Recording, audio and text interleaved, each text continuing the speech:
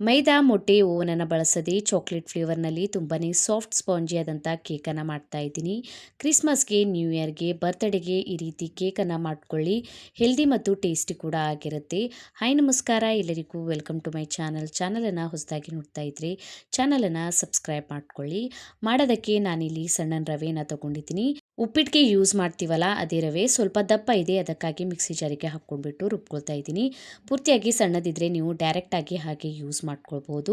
ಇದನ್ನು ನೋಡಿ ಈ ರೀತಿ ರುಬ್ಕೊಂಡಿದ್ದೀನಿ. ಈಗ ಒಂದು ಬೌಲನ್ನು ತೊಗೊಂಡ್ಬಿಟ್ಟು ಇದಕ್ಕೆ ಅರ್ಧ ಕಪ್ಪಷ್ಟು ಮೊಸರನ್ನು ಹಾಕ್ಕೊಳ್ತಾ ಇದ್ದೀನಿ. ಅರ್ಧ ಕಪ್ಪಷ್ಟು ಸಕ್ಕರೆಯನ್ನು ಪುಡಿ ಮಾಡ್ಕೊಂಡ್ಬಿಟ್ಟು ಹಾಕ್ಕೊಂಡಿದ್ದೀನಿ. ಸಕ್ಕರೆ ಬದಲಿಗೆ ಬೆಲ್ಲ ಪೌಡ್ರ್ ಹಾಕ್ಕೊಳ್ಬೋದು.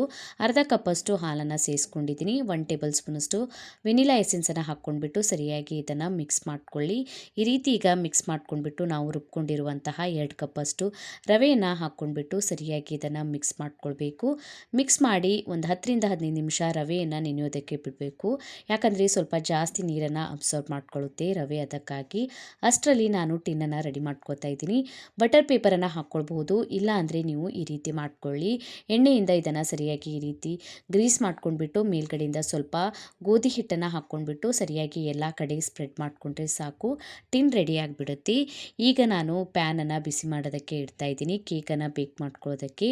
ಈ ರೀತಿ ಒಂದು ಪ್ಯಾನನ್ನು ತೊಗೊಂಡಿದ್ದೀನಿ. ಕೆಳಗಡೆ ಬೇಕಾದರೆ ಉಪ್ಪನ್ನು ಹಾಕ್ಕೊಳ್ಳಿಲ್ಲ ಅಂದರೂ ಕೂಡ ನಡೆಯುತ್ತೆ. ಸ್ಟ್ಯಾಂಡನ್ನು ಇಟ್ಕೊಂಡ್ಬಿಟ್ಟು ಮೇಲ್ಗಡೆ ಮುಚ್ಚಳನ ಮುಚ್ಚಿ ಇದನ್ನು 10 ನಿಮಿಷ ಮೀಡಿಯಂ ಫ್ಲೇಮ್ನಲ್ಲಿ ಬಿಸಿ ಆಗೋದಕ್ಕೆ ಬಿಡಿ. ಅಷ್ಟರಲ್ಲಿ ನಾವು ಹಿಟ್ಟನ್ನು ರೆಡಿ ಮಾಡ್ಕೊಳ್ಬೇಕು. ಈಗ 10 ನಿಮಿಷ ಸರಿಯಾಗಿ ರವೆ ನೆಂದಿದೆ.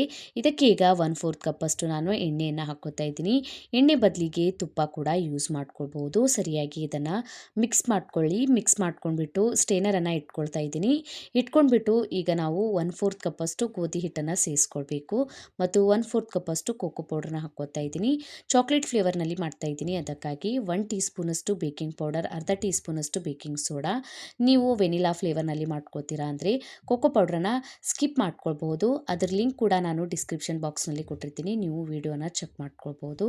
ಸರಿಯಾಗಿ ಮಿಕ್ಸ್ ಮಾಡ್ಕೊಳ್ಳಿ. ಸ್ವಲ್ಪ ಗಟ್ಟಿಯಾಗಿಬಿಟ್ಟಿದೆ, ಅದಕ್ಕಾಗಿ ಮೇಲ್ಗಡೆಯಿಂದ 1-2 ಟೇಬಲ್ ಸ್ಪೂನಷ್ಟು ಹಾಲನ್ನು ಹಾಕ್ಕೊಂಡ್ಬಿಟ್ಟು ಈ ರೀತಿ ರಿಬ್ಬಿನ್ ಕನ್ಸಿಸ್ಟೆನ್ಸಿಯಲ್ಲಿ ನಾವು ಹಿಟ್ಟನ್ನು ರೆಡಿ ಮಾಡ್ಕೊಳ್ಬೇಕು. ಈಗ ರೆಡಿ ಮಾಡ್ಕೊಂಡಿರುವಂತಹ ಟಿನ್ನಿಗೆ ಈ ಹಿಟ್ಟನ್ನು ಹಾಕ್ಕೊಳ್ಳಿ. ಈಗ ಹಿಟ್ಟನ್ನು ಟಿನ್ನಿಗೆ ಹಾಕ್ಕೋತಾ ಇದ್ದೀನಿ. ಹಾಕ್ಕೊಂಡ್ಬಿಟ್ಟು ಇದನ್ನು ಸ್ವಲ್ಪ ಈ ರೀತಿ ಟ್ಯಾಪ್ ಮಾಡ್ಕೊಳ್ಳಿ. ಎಲ್ಲ ಕಡೆ ಸ್ಪ್ರೆಡ್ ಆಗುತ್ತೆ, ಏರ್ ಬಬಲ್ಸ್ ಕೂಡ ಹೋಗಿಬಿಡುತ್ತೆ. ಇದ್ರ ಮೇಲ್ಗಡೆ ಸ್ವಲ್ಪ ನಾನು ಚಾಕೋ ಚಿಪ್ಸನ್ನು ಹಾಕ್ಕೋತಾ ಇದ್ದೀನಿ. ಚಾಕ್ಲೇಟ್ ಫ್ಲೇವರ್ನಲ್ಲಿ ಇದೆ ಕೇಕ್, ಅದಕ್ಕಾಗಿ. ಹಾಕ್ಕೊಂಡ್ಬಿಟ್ಟು ಈಗ ನಾವು ರೆಡಿ ಮಾಡ್ಕೊಂಡಿರುವಂತಹ ಟಿನ್ನನ್ನು ನಾವು ಬಿಸಿ ಮಾಡೋದಕ್ಕೆ ಇಟ್ಟಿರುವ ಪಾತ್ರೆಗೆ ಇಟ್ಕೊಳ್ಬೇಕು. ತುಂಬ ಬಿಸಿ ಇರುತ್ತೆ ಪಾತ್ರೆ, ನೋಡ್ಕೊಂಡ್ಬಿಟ್ಟು ಸ್ವಲ್ಪ ನಿಧಾನವಾಗಿ ತೆಕ್ಕೊಂಡ್ಬಿಟ್ಟು ನಿಧಾನವಾಗಿ ರೆಡಿ ಮಾಡ್ಕೊಂಡಿರುವಂತಹ ಟಿನ್ನನ್ನು ಇದ್ರ ಮೇಲೆ ಇಟ್ಕೊಂಡ್ಬಿಟ್ಟು ಮುಚ್ಚಳ ಮುಚ್ಚಿ 25 ರಿಂದ 30 ನಿಮಿಷ ಮೀಡಿಯಂ ಫ್ಲೇಮ್ನಲ್ಲಿ ಇದನ್ನು ಬೇಯೋದಕ್ಕೆ ಬಿಡಬೇಕು. 25 ನಿಮಿಷ ಆಗಿದ್ಮೇಲೆ ಒಂದ್ಸಲ ಚೆಕ್ ಮಾಡ್ಕೊಳ್ಳಿ.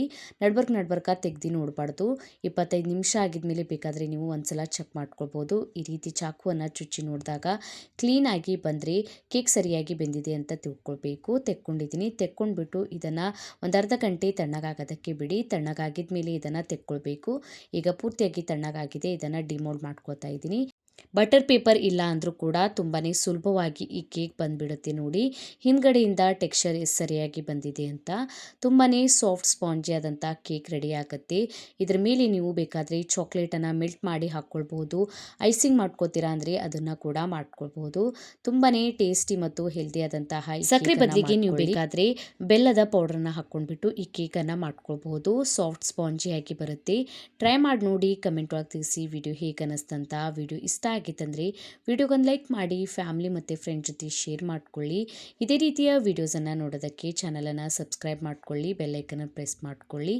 ಇನ್ಸ್ಟಾಗ್ರಾಮ್, ಫೇಸ್ಬುಕ್ಕಿಗೂ ಫಾಲೋ ಮಾಡ್ಕೊಳ್ಳಿ. Thank you for watching.